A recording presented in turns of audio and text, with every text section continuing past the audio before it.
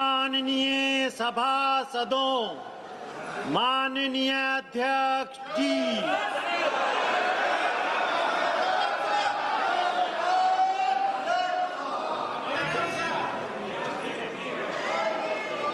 Item number 1, माननीय वित्त मंत्री Shrimati Nirmala Sitharaman ji.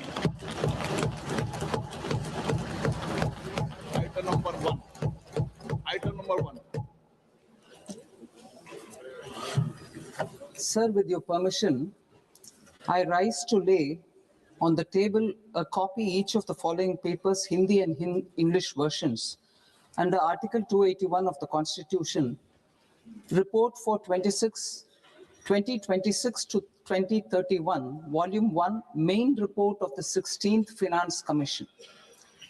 2. Report for 2026-2031, Volume 2, Annexures of the 16th Finance Commission. Number 3, explanatory memorandum as to the action taken on the recommendations contained in the above report. Item number 2, माननीय वित्त मंत्री Nirmala Sitharaman ji.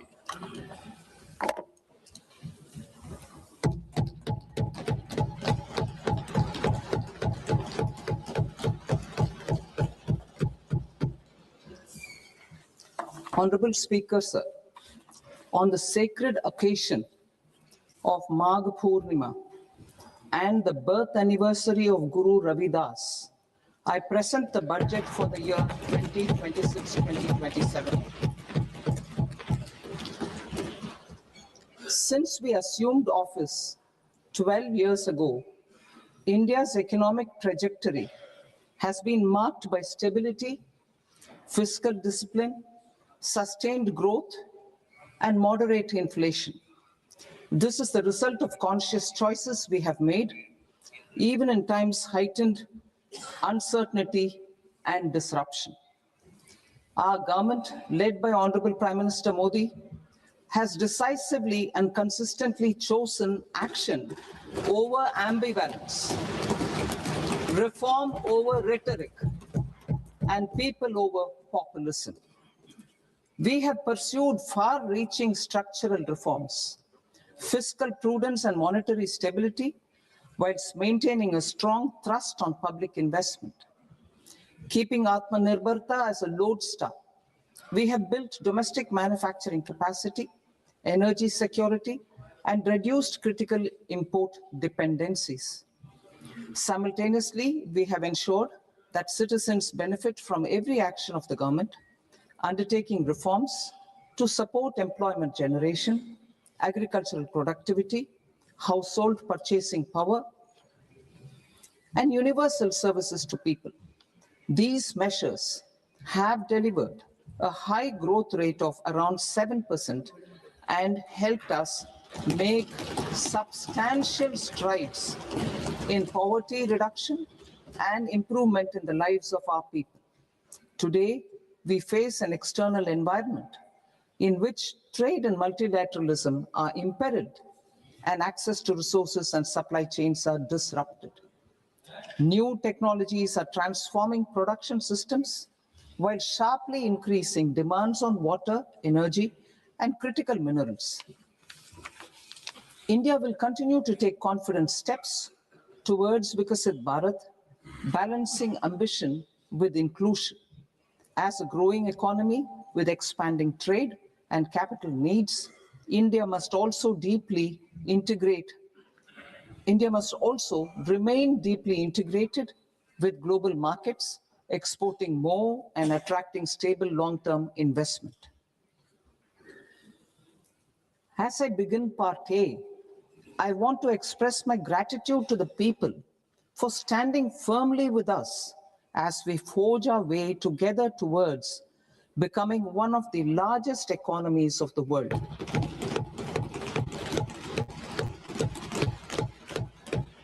Our aim is to transform aspiration into achievement and potential into performance as we ensure that the dividends of growth reach every farmer, the scheduled caste, the scheduled tribes, the nomads, the youth, the poor, and the women. In Vikasit Bharat Young Leaders Dialogue 2026, several innovative ideas were shared with our Prime Minister, which have inspired many of the proposals, making this a unique Yuva Shakti-driven budget. Our government's sankalp is to focus on our poor, underprivileged, and the disadvantaged. To deliver on this sankalp, and given that this is the first budget prepared in Kartavya Bhavan, we are inspired by three Kartavya. Our first Kartavya is to accelerate and sustain economic growth by enhancing productivity and competitiveness and building resilience to volatile global dynamics. Our second Kartavya is to fulfill aspirations of our people and build their capacity, making them strong partners in India's path to prosperity. Our third Kartavya, aligned with our vision of Sabka Saath, Sabka Vikas, is to ensure that every family, community, region, and sector has access to resources, amenities, and opportunities for meaningful participation. This threefold approach requires a supportive ecosystem. The first requirement is to sustain the momentum of structural reforms, continuous, adaptive, and forward-looking.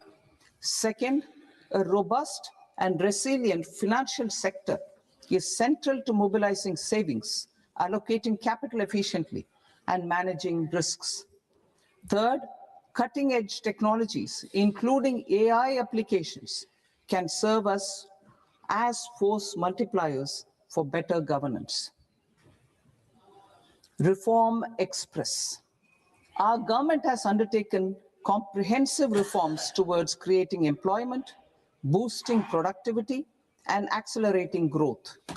After the Prime Minister's announcement on Independence Day in 2025, over 350 reforms have been rolled out. This includes GST simplification, notification of labor codes, and rationalization of mandatory quality control orders. High-level committees have been formed, and in parallel, the central government is working with the state governments on deregulation and reducing compliance requirements. The Reform Express is well on its way and will maintain its momentum to help us fulfill our Kartavya. I now move to specific proposals. Under our first Kartavya, to accelerate and sustain economic growth, I propose interventions in 6 areas. 1. Scaling up manufacturing in 7 strategic and frontier sectors. 2. Rejuvenating legacy industrial sectors. 3. Creating champion MSMEs. 4. Delivering a powerful push for infrastructure. 5. Ensuring long-term security and stability. And 6. Developing city economic regions. Scaling up of manufacturing in 7 strategic and frontier sectors. Biopharma Shakti, meaning biopharma strategy for health advancement through knowledge, technology, and innovation. India's disease burden is observed to be shifting towards non-communicable diseases like diabetes, cancer, and autoimmune disorders. Biologic medicines are key to longevity and quality of life at affordable costs. To develop India as a global biopharma manufacturing hub,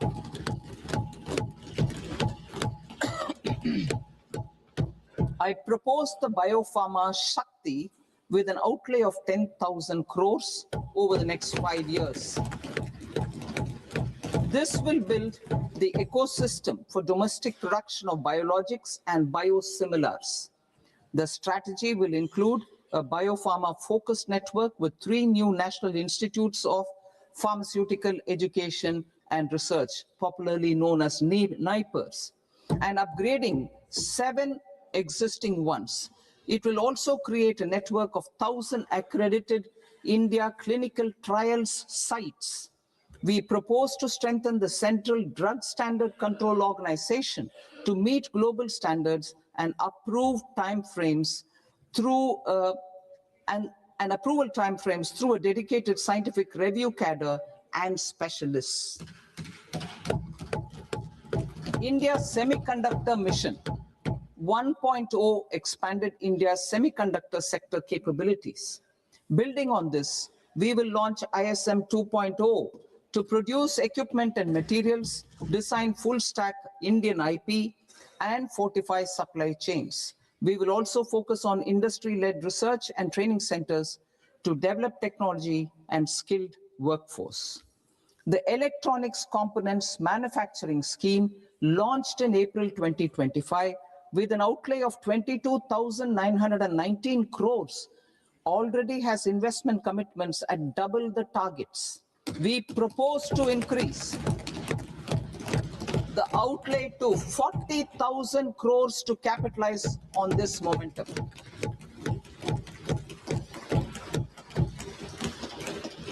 A scheme for rare earth permanent magnets was launched in 2025 November. We now propose to support the mineral-rich states of Odisha, Kerala, Andhra Pradesh, and Tamil Nadu to establish dedicated rare earth corridors to promote mining, processing, research, and manufacturing. To enhance domestic chemical production and reduction import dependency and reduce import dependency, we will launch a scheme to support states in establishing 3 dedicated chemical parks through challenge route on a cluster-based plug-and-play model. Strong capital goods.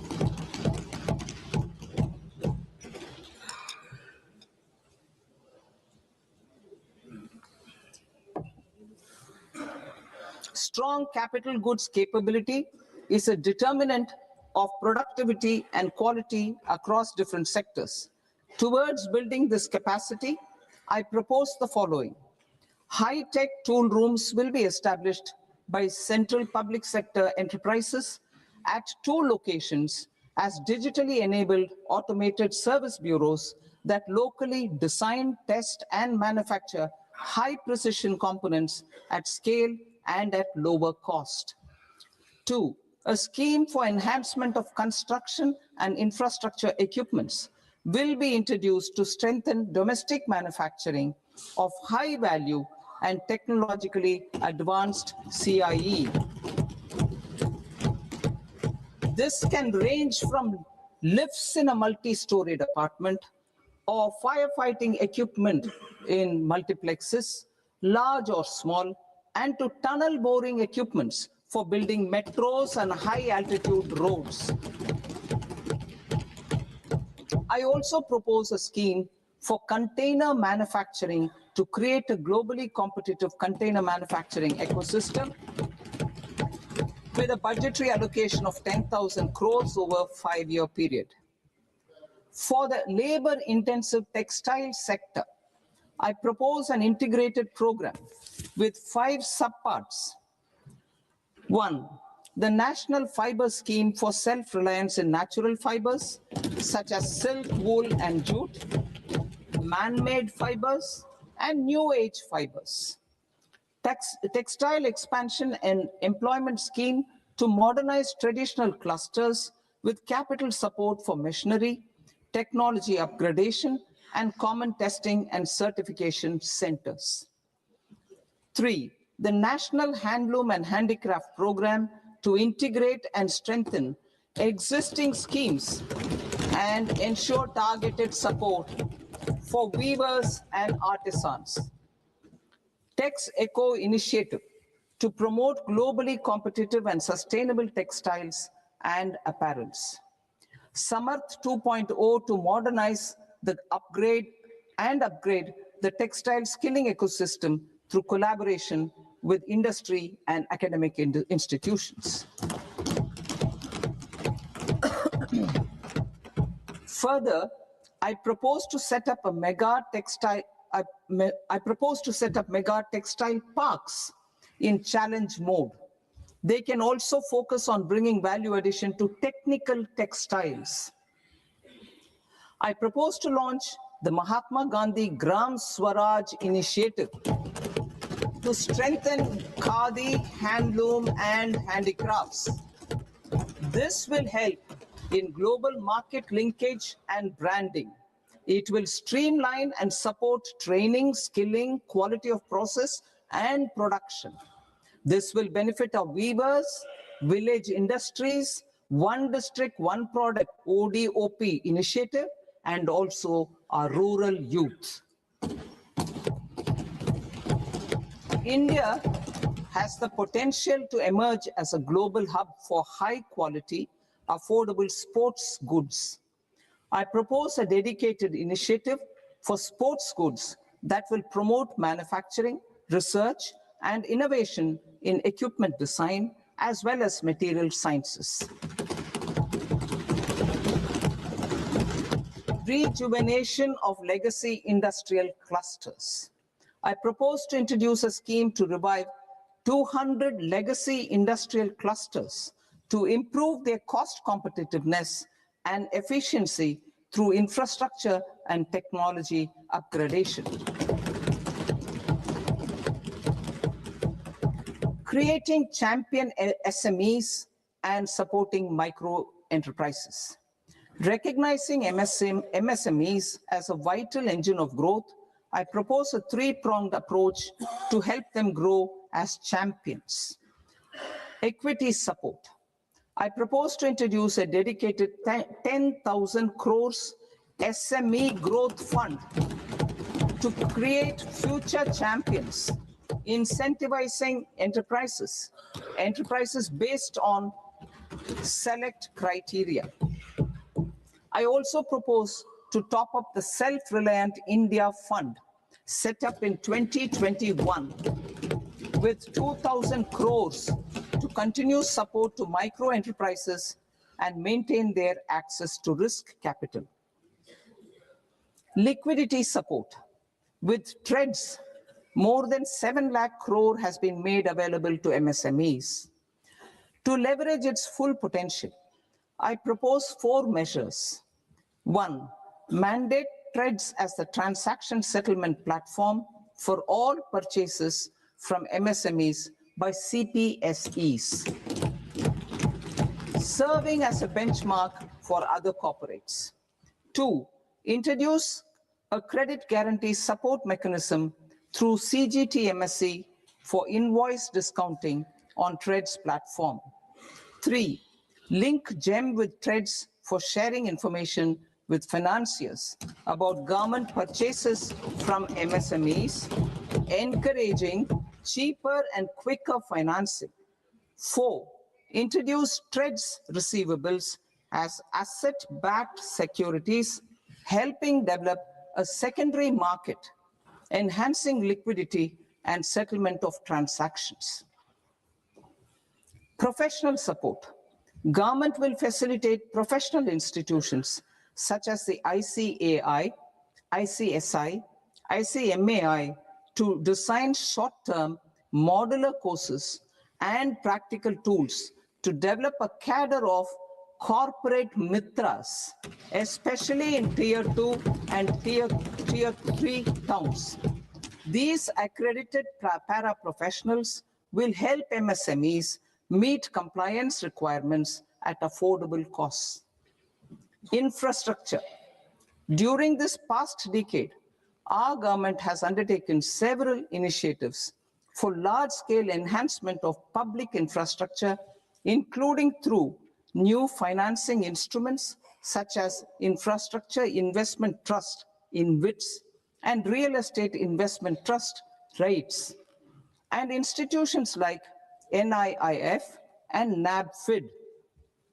We shall continue to focus on developing infrastructure in cities with over 5 lakh population, that is tier 2, tier 3 cities, which have expanded to become growth centers. Public capital expenditure has increased manifold from 2 lakh crore in 2014-15 to an allocation of 11.2 lakh crore in BE 25-26. In this coming year, that is financial year 2026-27, I propose to increase it to 12.2 lakh crores to continue the momentum. To strengthen the confidence of private developers regarding risks during infrastructure development and construction phase, I propose to set up an infrastructure risk guarantee fund to provide prudentially calibrated partial credit guarantee to lenders. Over the years, rights have emerged as a successful instrument for asset monetization. I propose to accelerate recycling of significant real estate assets of the CPSEs through the setting up of dedicated rights. To promote environmentally sustainable movement of cargo, I propose to 1. Establish new dedicated freight corridors connecting Dankuni in the east to Surat in the west. Operationalize 20 new national waterways over the next 5 years, starting with National Waterways 5 in Orissa to connect mineral-rich areas of Talcher and Angul and industrial centers like Kalinga Nagar to the ports of Paradeep and Dhamra. Training institutes will be set up as regional centers of excellence for development of required manpower for these waterways. This will benefit youth in the entire stretch of the waterways to train and acquire skills. Further, a ship repair ecosystem catering to inland waterways will also be set up at Varanasi and Patna. And C, launch a coastal cargo promotion scheme for incentivizing a modal shift from rail to road to increase the share of inland waterways and coastal shipping from 6% to 12% by 2047. To enhance last mile and remote connectivity and promote tourism, I propose to give incentives to indigenize manufacturing of seaplanes. A seaplane VGF scheme will be also introduced to provide support for operations. Carbon capture, utilization, and storage. Aligning with the roadmap launched in December 2025, the carbon capture, utilization, and storage technologies at scale will achieve higher readiness and in end-use application across 5 industrial sectors, including power, steel, cement, refineries, and chemicals. An outlay of 20,000 crore is proposed over the next 5 years for this purpose. City economic regions. Cities are India's engines of growth, innovation, and opportunities. We shall now focus on tier 2, tier 3 cities, and even temple towns, which need modern infrastructure and basic amenities. This budget aims to further amplify the potential of cities to deliver the economic power of agglomerations by mapping city economic regions based on their specific growth drivers. An allocation of 5,000 crore per CER over 5 years is proposed for implementing their plans through a challenge mode with a reform cum result-based financing mechanism. In order to promote environmentally sustainable passenger systems, we will develop 7 high-speed rail corridors between cities as growth connectors, namely Mumbai to Pune, Pune to Hyderabad, Hyderabad to Bengaluru, Hyderabad to Chennai, Chennai to Bengaluru, Delhi to Varanasi, Varanasi to Siliguri.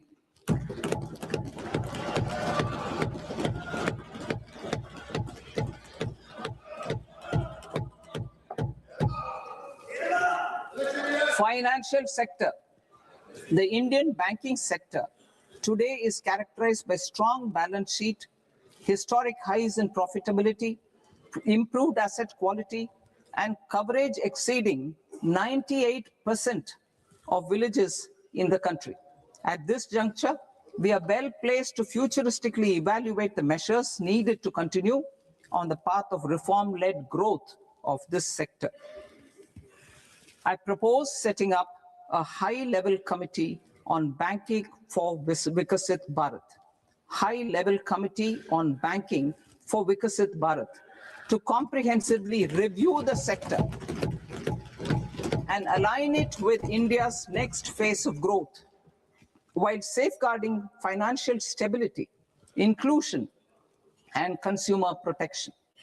The vision for NBFCs for Vikasit Bharat has been outlined with clear targets for credit disbursement and technology adoption in order to achieve scale and improve efficiency in the public sector NBFCs.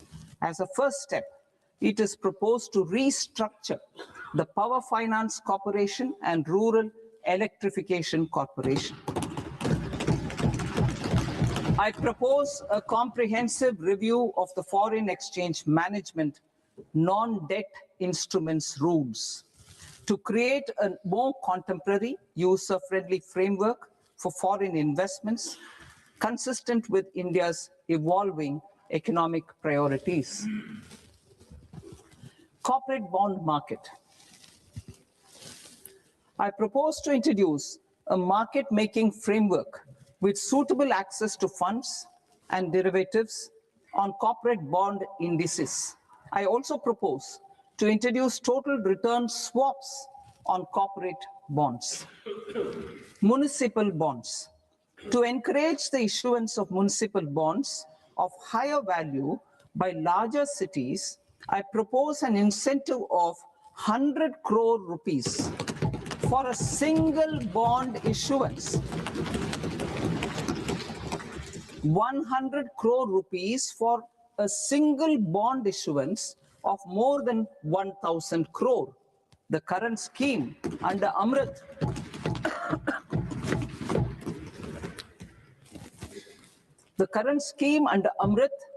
which incentivizes issuances up to 200 crores only, will also continue to support smaller and medium towns. That will also continue to support the smaller and medium towns. Ease of doing business. Individual persons resident outside India, PROI, will be permitted to invest in equity instruments of listed Indian companies through the portfolio investment scheme.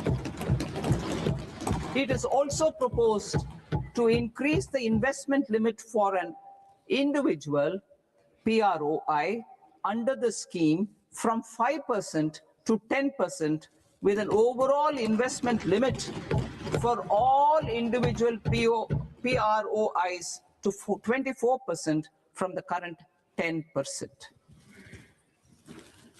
Emerging technologies including AI. 21st century is technology driven. Adoption of technology is for the benefit of all people.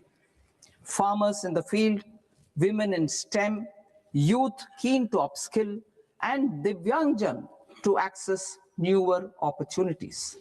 The government has taken several steps to support new technologies through AI Mission, National Quantum Mission, Anusandhan National Research Fund, and Research and Development and Innovation Fund. Our second kartavya is to fulfill aspirations and build capacities. Close to 25 crore individuals have come out of multi-dimensional poverty through a decade of our government's sustained and reform-oriented efforts.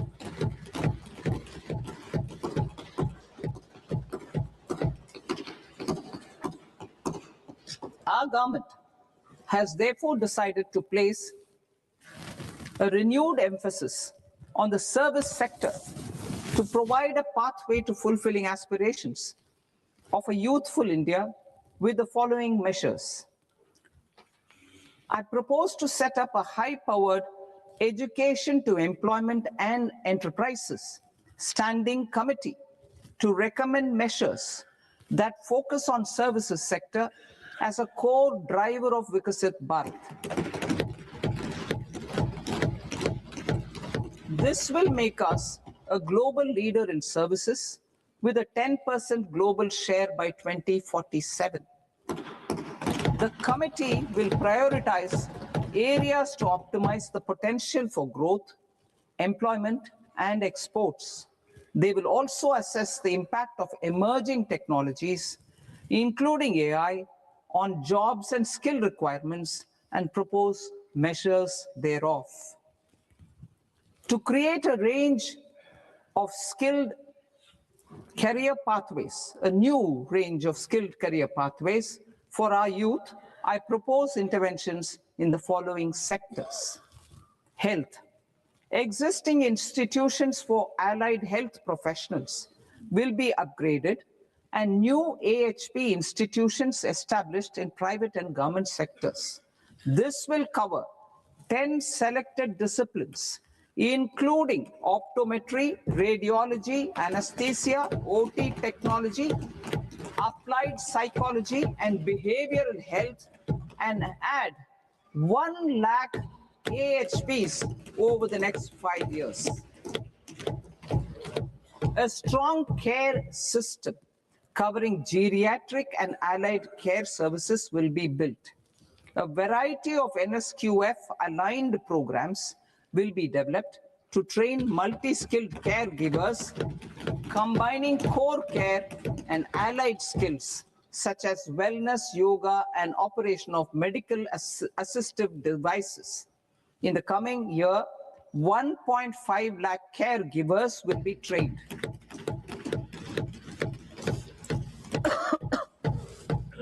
Hubs for medical value tourism.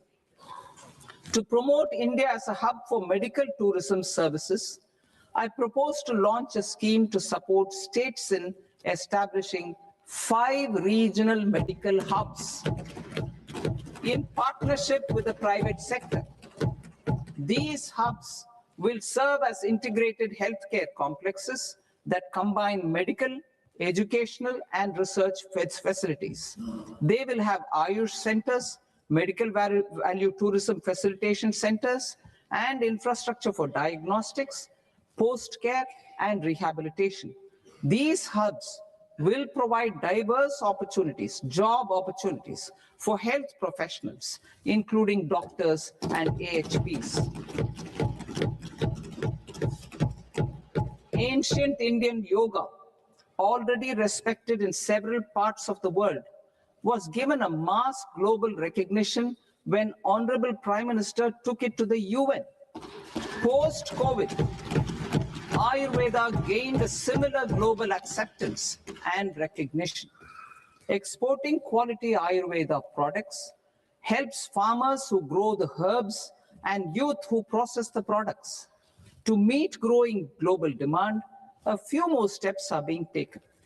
I propose to, 1, set up 3 new All India Institutes of Ayurveda.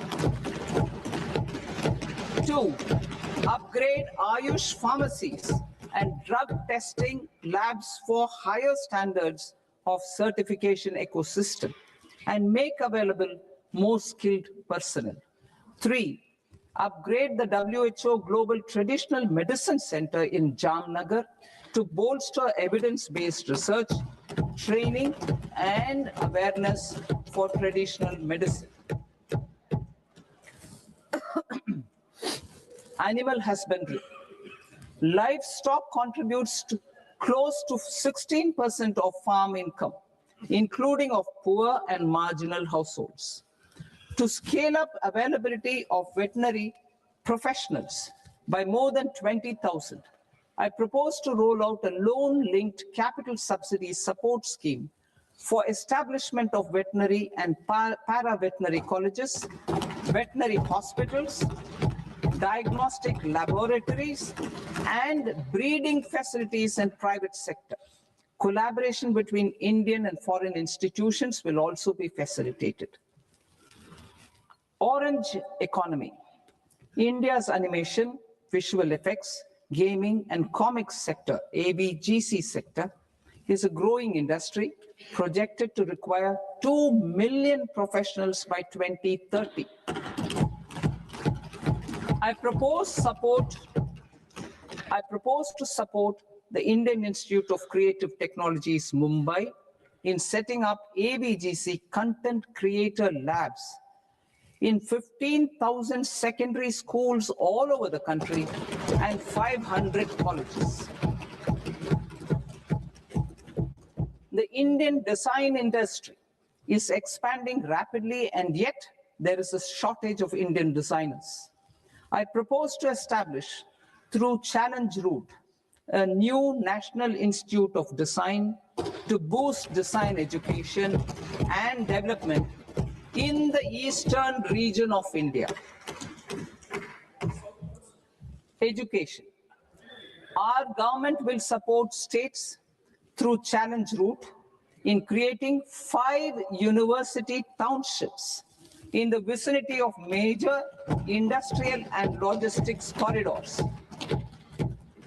These planned academic zones will host multiple universities, colleges, and research institutions, skill centers, and residential complexes. In higher education, STEM institutions, prolonged hours of study and laboratory work pose some challenges for girl students. Through VGF, viability gap funding, and capital support, one girls' hostel will be established in every district.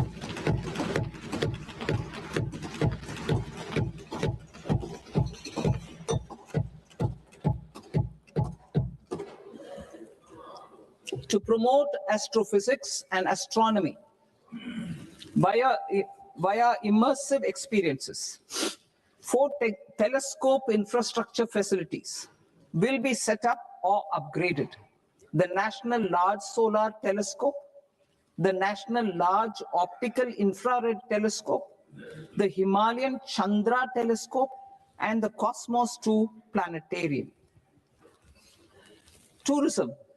The tourism sector has the potential to play a large role in the employment generation, forex earnings, and expanding the local economy. I propose to set up a National Institute of Hospitality by upgrading the existing National Council for Hotel Management and Catering Technology. It will function as a bridge between academia, industry, and government. I also propose a pilot scheme for upskilling 10,000 guides in 20 iconic tourist sites through a standardized, high-quality, 12-week training course in hybrid mode in collaboration with the Indian Institute of Management. A national destination digital knowledge grid will be established to digitally document all places of significance, cultural, spiritual, and heritage. This initiative will create a new ecosystem of jobs for local researchers, historians, content creators, and technology partners.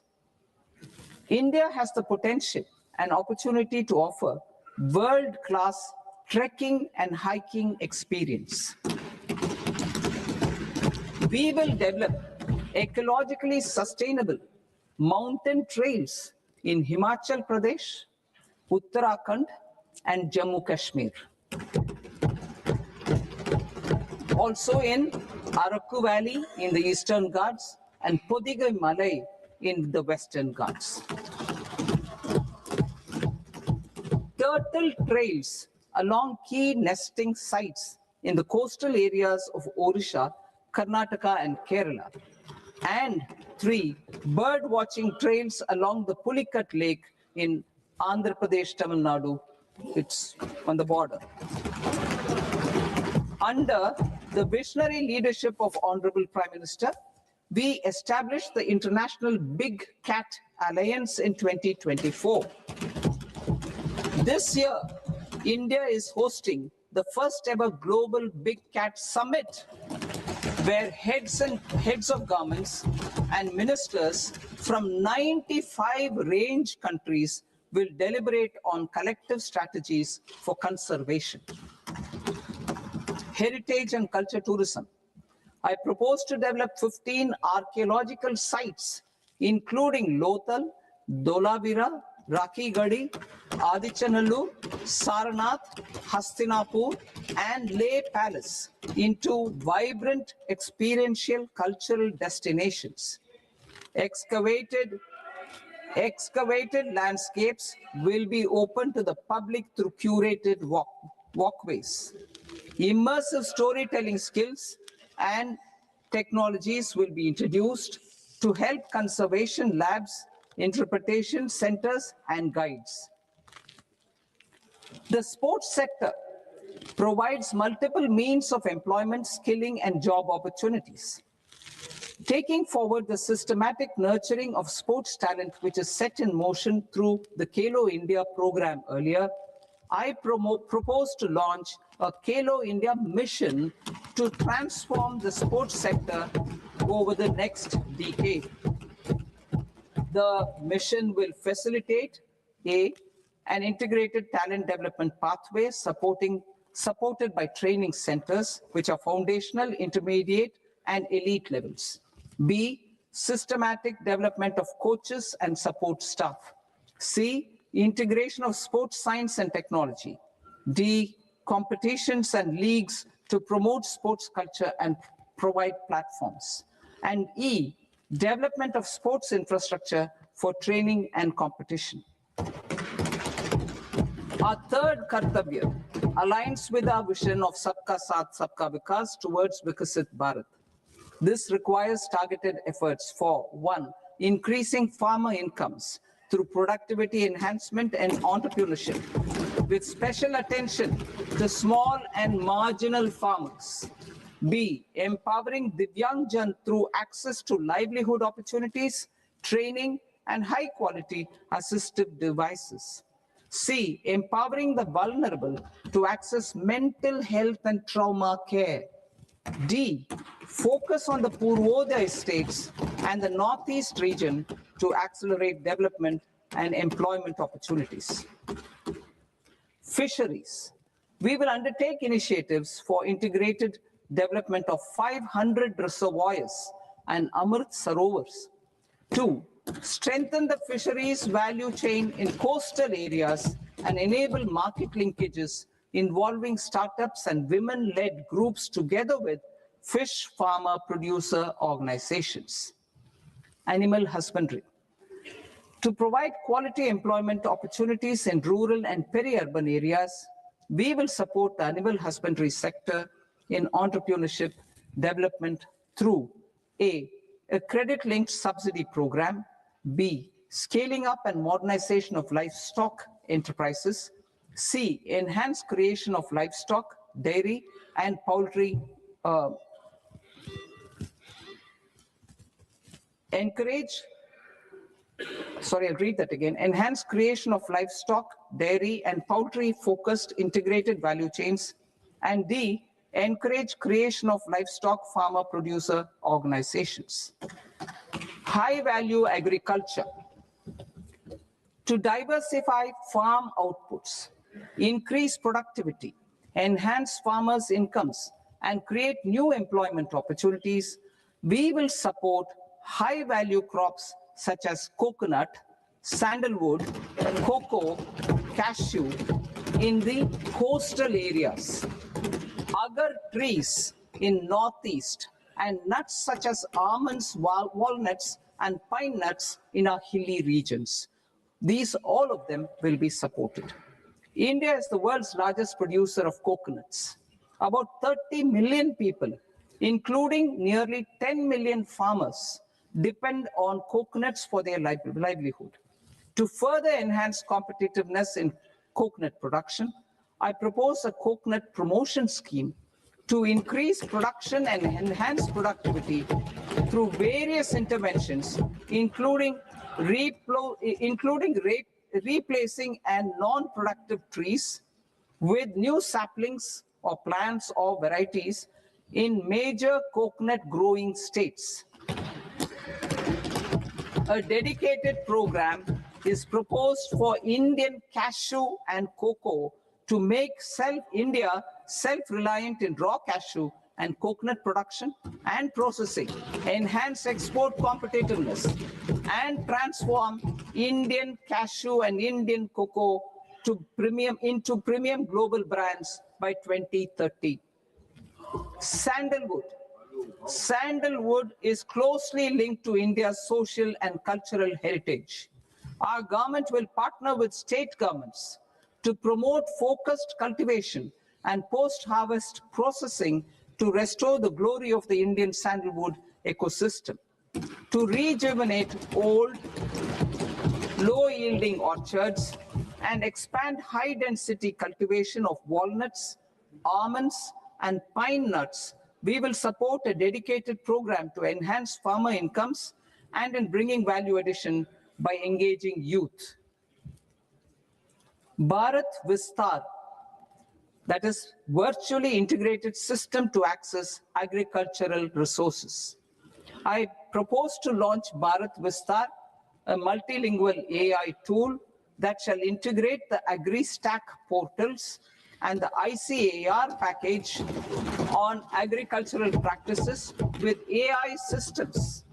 This will enhance farm productivity, enable better decisions for farmers, and reduce risk by providing customized advisory support. She Marts for rural women-led enterprises. Building on the success of Lakpati Didi program, I propose to help women take the next step from credit-linked livelihoods to being owners of enterprises. Self-help entrepreneur, She Marts will be set up as community-owned retail outlets within the cluster-level federations through enhanced and innovative financing instruments. Empowering Divyangjan. Divyangjan Kaushal Yojana. Information technology, AVGC sectors, hospitality and food and beverages sectors often offer task-oriented and process-driven roles which are suitable for Divyangjan. We will ensure dignified livelihood opportunities through industry-relevant and customized training specific to each Divyangjan group. Divyang Sahara Yojana. Timely access to high-quality assistive devices for all eligible Divyangjan is a fundamental need. I propose to, 1, support the Artificial Limbs Manufacturing Corporation of India, ALIMCO, to set up and to scale up production of assistive devices, invest in R&D and AI integration, strengthen PM Divyasha Kendras, and support setting up of assistive technology marts as modern retail style centers where Divyangjan and senior citizens can see, try, and purchase assistive products. Reaffirming our commitment to mental health and trauma care. There are no national institutes for mental health care in North India. We will therefore set up a NIMHANS 2 and also upgrade national mental health institutes in Ranchi and in Tezpur as regional apex institutions. expose families, particularly the poor and vulnerable, to unexpected expenditure. We will strengthen and increase these capacities by 50% in district hospitals by establishing emergency and trauma care centers. Focus on Purvodaya states and northeastern regions.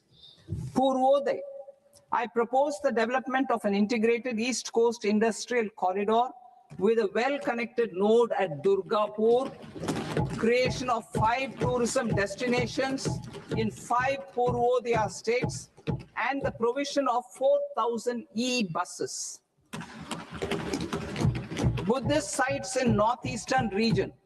The northeastern region is a civilizational confluence of Theravada and Mahayana or Vajrayana traditions. I propose to launch a scheme for development of Buddhist circuits in Arunachal Pradesh, Sikkim, Assam, Manipur, Mizoram, and Tripura. The scheme will cover preservation of temples and monasteries, pilgrimage interpretation centers, connectivity, and pilgrim amenities. 16th Finance Commission. On 17th November 2025, the 16th Finance Commission submitted its report to the President. As mandated under Article 281 of the Constitution, the government is to lay the report along with the explanatory memorandum on the action taken report on the recommendations of the Commission in Parliament, which, Sir, Honorable Speaker, you've allowed me to do at the commencement of this session. The government has accepted the recommendation of the Commission to retain the vertical share of devolution at 41%. As recommended by the Commission, I have provided 1.4 lakh crores of rupees to the states for the year 2026-2027 as Finance Commission grants. These include rural and urban local body and disaster management grants. Fiscal consolidation. Government has been delivering on our fiscal commitments consistently without compromising on social needs. To strive towards accepted standards of fiscal management in Budget 25-26, I had indicated that the central government would target reaching a debt to GDP ratio of 50 plus or minus 1% by 2030-31.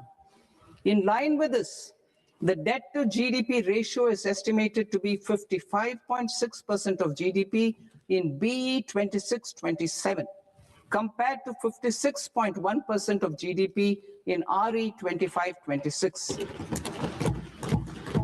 A declining debt to GDP ratio will gradually free up resources for priority sector lending and expenditure by reducing the outgo on interest payments. One of the main operational instruments for debt targeting is the fiscal deficit. I'm happy to inform this August House that I fulfilled my commitment made in 2021-2022 to reduce fiscal deficit below 4.5% of GDP by 25-26. In RE 25-26, the fiscal deficit has been estimated at par with BE of 2025-26 at 4.4% of GDP. In line with the new fiscal prudence path of debt consolidation, the fiscal deficit in BE 26-27 is estimated to be 4.3% of the GDP.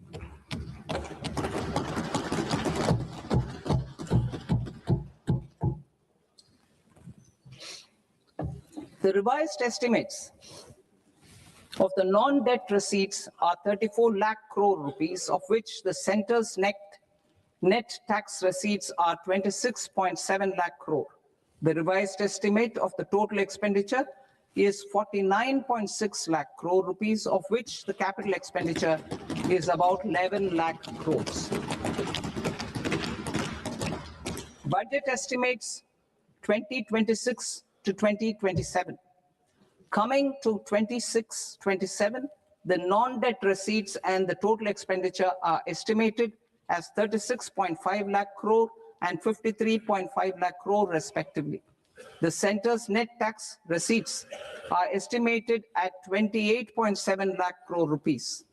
To finance the fiscal deficit, the net market borrowings from dated securities are estimated at 11.7 lakh crore rupees. The balance financing is expected to come from small savings and other sources. The gross market borrowings are estimated at 17.2 lakh crore rupees. I'll now move to Part B. Part B, direct taxes.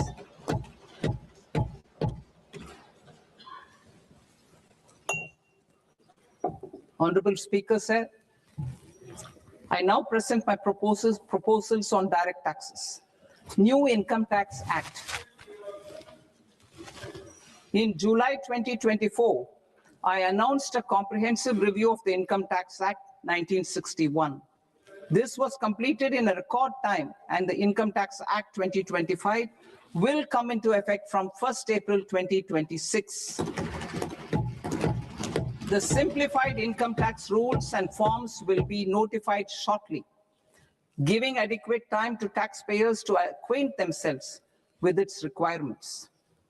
The forms have been redesigned such that ordinary citizens can comply without difficulty. Ease of living. I propose that any interest awarded by the Motor Accident Claims Tribunal to a natural person will be exempt from income tax, and any TDS on this account will be done away with.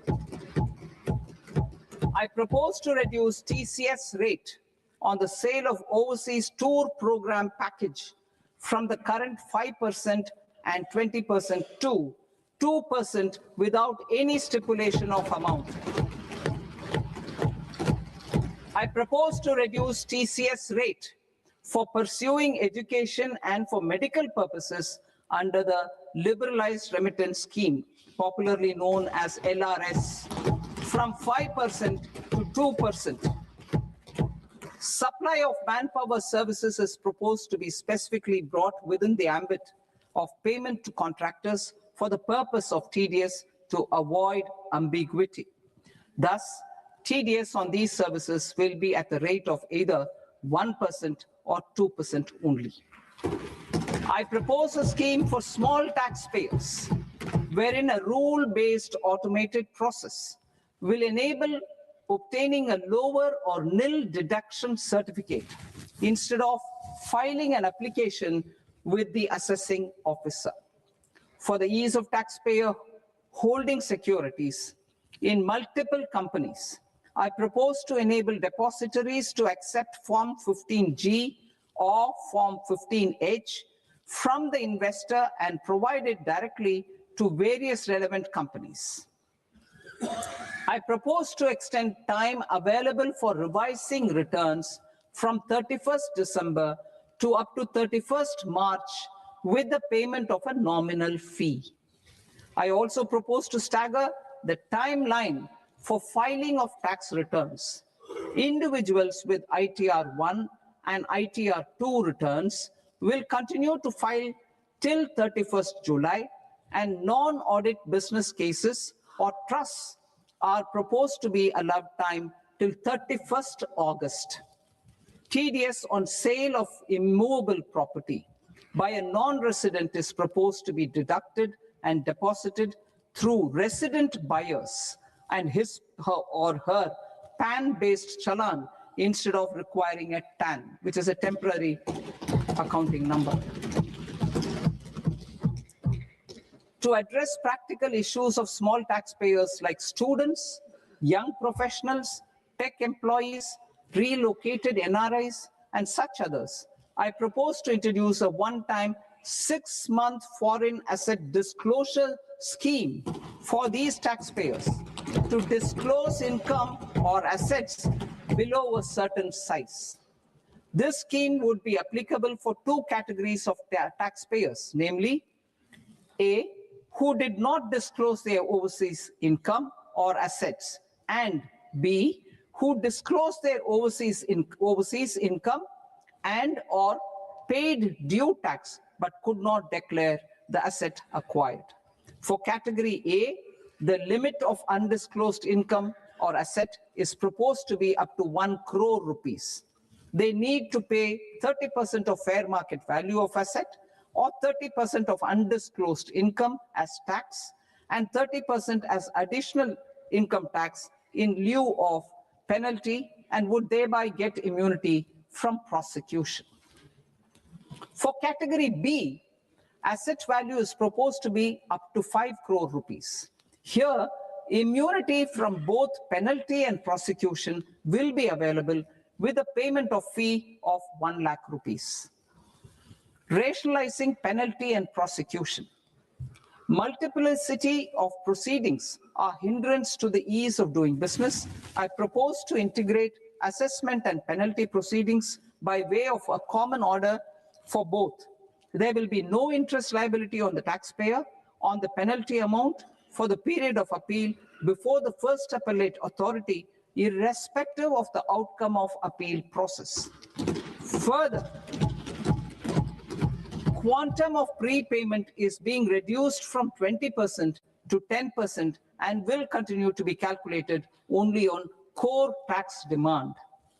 As an additional measure for reducing litigation, I propose to allow taxpayers to update their returns even after reassessment proceedings have been initiated, and an additional 10% tax rate over and above the rate applicable for the relevant year.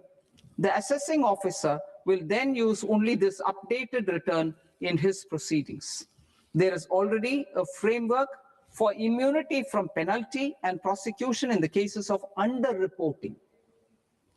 I propose to apply this framework for immunity to misreporting too. However, in such a case, the taxpayer will need to pay 100% of the tax amount as an additional income tax over and above the tax and interest due. Penalties for certain technical defaults, such as failure to get accounts audited, non-furnishing of transfer pricing audit report, and default in furnishing statement for financial transactions, are proposed to be converted into fee.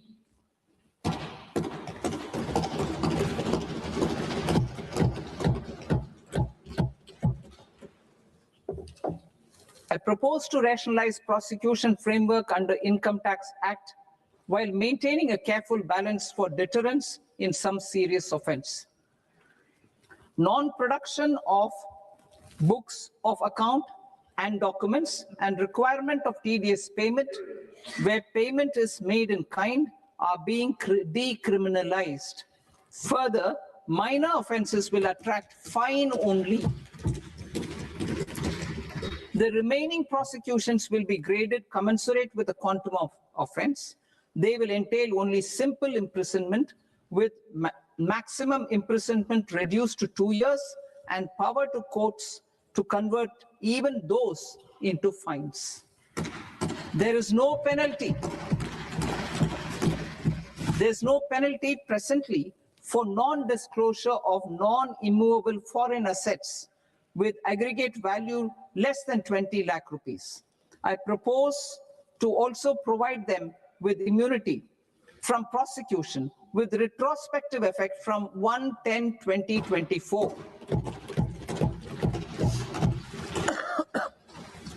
Cooperatives. Deduction is already allowed to a primary cooperative society engaged in supplying milk, oilseeds, fruits or vegetables raised or grown by its members. I propose to extend this deduction to also include supply of cattle feed and cotton seed produced by its members.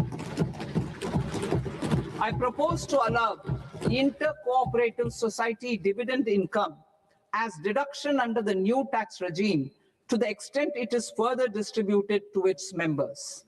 I further propose to allow exemption for a period of 3 years to dividend income received by a notified national cooperative federation on their investments made in companies up to 31/1/2026. This exemption would be allowed only for dividends further distributed to its member cooperatives. Supporting IT sector as India's growth engine. India is a global leader in software development services, IT-enabled services, knowledge process outsourcing services, and contract R&D services relating to software development. These businesses and their segments are quite interconnected with each other. All these services are proposed to be clubbed under a single category of information technology services with a common safe harbor margin of 15.5% applicable to all. The threshold for availing safe harbor for IT services is being enhanced substantially from 300 crore rupees to 2,000 crore rupees. Safe harbor for IT services shall be approved by an automated rule-driven process without any need for tax officer to examine and accept the application. Once applied by an IT services company, the same safe harbor can be continued for a period of 5 years at a stretch at its choice.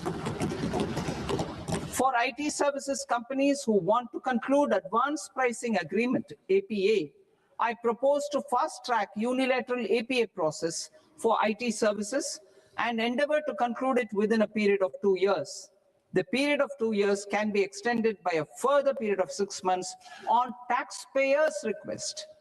I propose to extend the facility of modified returns available to the entity entering APA to its associated entities also. Attracting global business and investment. Recognizing the need to enable critical infrastructure and boost investment in data centers, I propose to provide tax holiday till 2047 to any foreign company that provides cloud services to customers globally by using data center services from India. It will, however, need to provide services to Indian customers through an Indian reseller entity. I also propose to provide a safe harbor of 15% on cost in case the company providing data center services from India is a related entity. To harness the efficiency of just-in-time logistics for electronic manufacturing, I propose to provide safe harbor to non-residents for component warehousing in a bonded warehouse at a profit margin of 2% of the invoice value. The resultant tax of about 0.7% will be much lower than in competing jurisdictions. To provide fillip to toll manufacturing in India, I propose to provide exemption from income tax for 5 years to any non-resident who provides capital goods, equipment, or tooling to any toll manufacturer in a bonded zone. To encourage vast pool of global talent to work in India for a longer period of time, I propose to provide exemption to global, non-India sourced income of a non-resident expert for a stay period of 5 years under notified schemes. I propose to provide exemption from minimum alternate tax, the MAT, to all non-residents who pay tax on presumptive basis. Tax administration. I propose to constitute a joint committee of Ministry of Corporate Affairs and Central Board of Direct Taxes for incorporating the requirements of income computation and disclosure standards, the ICDS, in the Indian Accounting Standards, IND AS itself. Separate accounting requirement based on ICDS will be done away with from the tax year 27-28. To support Prime Minister Modi's vision of homegrown accounting and advisory firms, To become global leaders, I propose to rationalize the definition of accountant for the purposes of safe harbor rules. Other tax proposals. Change in taxation of buyback was brought in to address the improper use of buyback route by promoters. In the interest of minority shareholders, I propose to tax buyback for all types of shareholders as capital gains.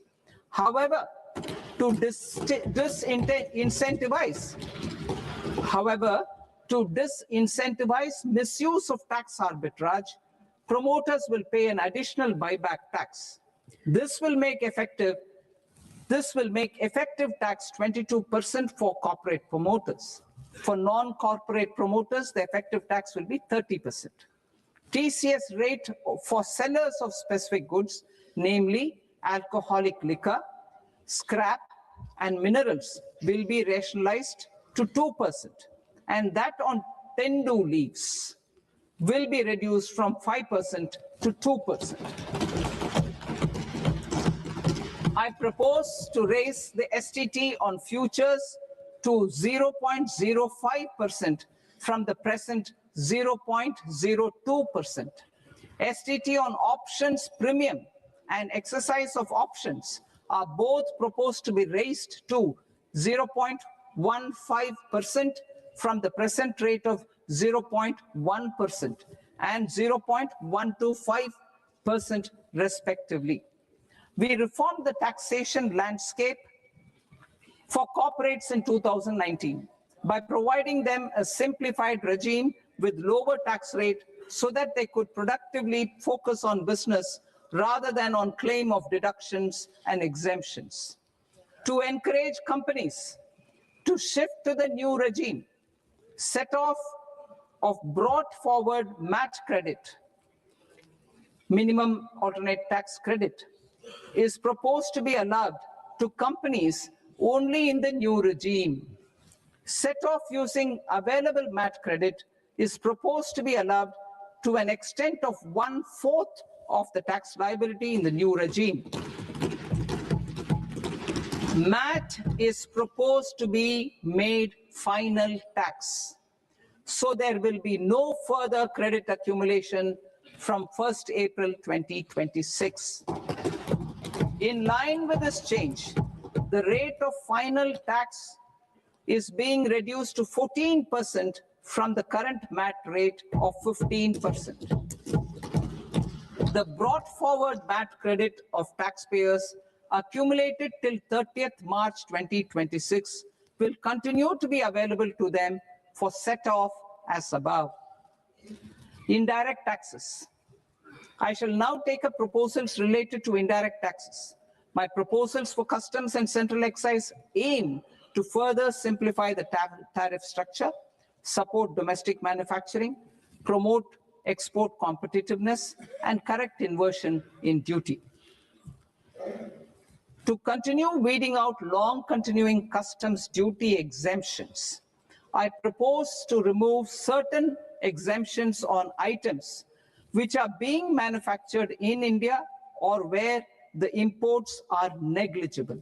Similarly, to further simplify the process of ascertaining the rate of duty applicable on a particular item, I propose to incorporate certain effective rates in various customs notifications to the tariff schedule itself. I shall now take up sector-specific proposals. Promotion of exports of marine, leather, and textile products. I propose to increase the limit for duty-free imports of specified inputs used for processing seafoods for export from the current 1% to 3% of FOB value of the previous year's export turnover. I also propose to allow duty-free imports of specified inputs, which is currently available for exports of leather or synthetic footwear, to exports of shoe uppers as well. I propose to extend the time period for export of final product from the existing 6 months to 1 year for exporters of leather or textile garments, leather or synthetic footwear, and other leather products. Energy transition and security. I propose to extend the basic customs duty exemption given to capital goods used for manufacturing lithium-ion cells for batteries to those used for manufacturing lithium-ion cells for battery energy storage systems also. I propose to exempt basic customs duty on import of sodium antimonate for use in manufacture of solar glass. Nuclear power. I propose to extend the existing basic customs duty exemption on imports of goods required for nuclear power projects till the year 2035 and expand it for all nuclear plants irrespective of their capacity. Critical minerals. It is proposed to provide basic customs duty exemption to the import of capital goods required for the processing of critical minerals in India. Biogas blended CNG. I propose to exclude the entire value of biogas while calculating the central excise duty payable on biogas blended CNG. Civil and defense aviation. I propose to exempt basic customs duty on components and parts required for the manufacture of civilian training and other aircrafts. It is proposed to exempt basic customs duty on raw materials imported for the manufacture of parts of aircraft to be used in maintenance, repair, or overall requirements by units in the defense sector. Electronics. To deepen value addition in the consumer electronics sector, I propose to exempt basic customs duty on specified parts used in the manufacture of microwave ovens. Special economic zone. To address the concerns arising about utilization of capacity by manufacturing units in the special economic zones due to global trade disruptions, I propose as a special one-time measure to facilitate sales by eligible manufacturing units in SEZs to the domestic tariff area at concessional rates of duty. The quantity of such sales will be limited to a prescribed proportion of their exports. Necessary regulatory changes will be undertaken to operationalize the measures while ensuring level playing field for the units working in the DTA. Ease of living. To rationalize the customs duty structure for goods imported for personal use, I propose to reduce the tariff rate on all dutiable goods imported for personal use from 20% to 10%. To provide relief to patients, particularly those suffering from cancer, I propose to exempt basic customs duty on 17 drugs or medicines. I propose also to add 7 more rare diseases for the purposes of exempting import duties on personal imports of drugs, medicines, and food for special medical purposes used in their treatment. Customs process. India's role and share in the global trade is poised for a major leap in line with our ambition and journey towards Vikasit Bharat. In this regard, I propose many measures for custom processes to have minimal intervention for smoother and faster movement of goods and greater certainty to the trade. Trust-based systems.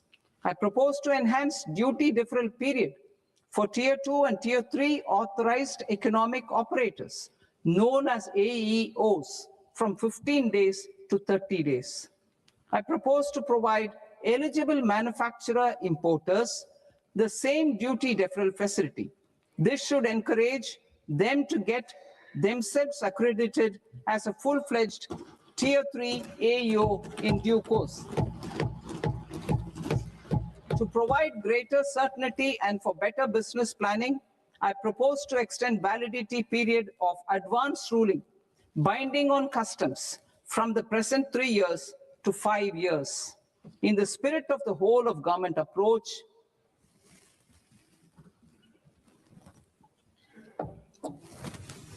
government agencies will be encouraged to leverage AEO accreditation for preferential treatment in clearing their cargo. Regular importers with trusted long-standing supply chains will be recognized in the risk system so that the need for verification of their cargo every time can be minimized. Export cargo using electronic sealing.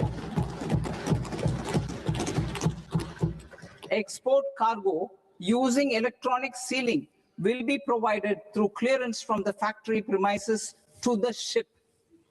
For import of goods not needing any compliance, filing of bill of entry by a trusted importer and arrival of goods will automatically notify customs for completing their clearance formalities.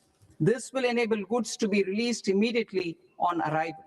The customs warehouse framework will be transformed into a warehouse operator-centric system with a self-declarations, electronic tracking, and risk-based audit. These reforms will move away from the current system of officer-dependent approvals and reduce transaction delays and compliance costs.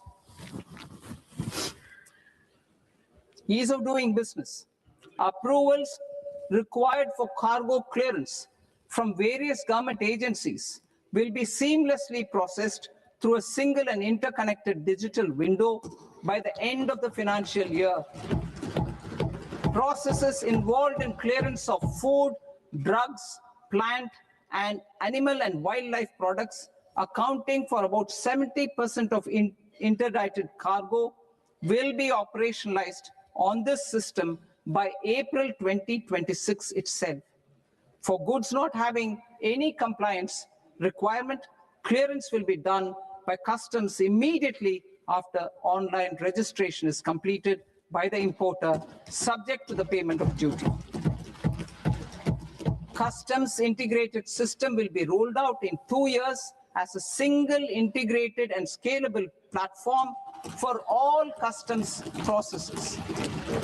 Utilization of non-intrusive scanning with advanced imaging and AI technology for risk assessment will be expanded in a phased manner with the objective to scan every container across all the major ports. New export opportunities to support Indian fishermen to fully harness the economic value of marine resources beyond our territorial waters. The following measures will be taken. A, fish catch by an Indian fishing vessel in exclusive economic zone or on the high seas will be made free of duty. Landing of such fish on foreign port will be treated as export of goods. Safeguards will be put in place to prevent misuse during fish catch, transit, or transshipment. To support aspirations of India's small businesses, artisans, and startups to access global markets through e-commerce, I am pleased to announce complete removal of the current value cap of 10 lakh rupees per consignment on courier exports. In addition, handling of rejected and returned consignments will be improved with effective use of technology for identifying such consignments. I propose to revise provisions governing baggage clearance during international travel to address genuine concerns of passengers. The revised rules will enhance duty-free allowances in line with the present-day travel realities and provide clarity in temporary carriage of goods brought in or taken out. There are honest taxpayers who are willing to settle disputes by paying all their dues. but they get deterred due to negative connotation associated with penalty. They will now be able to close cases by paying an additional amount in lieu of penalty. Honorable Speaker, sir, with this, I commend the budget to this august House. Jai Hind.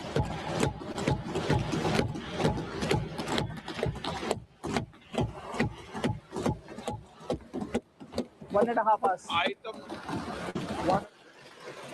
Item number 3 माननीय वित्त मंत्री जी।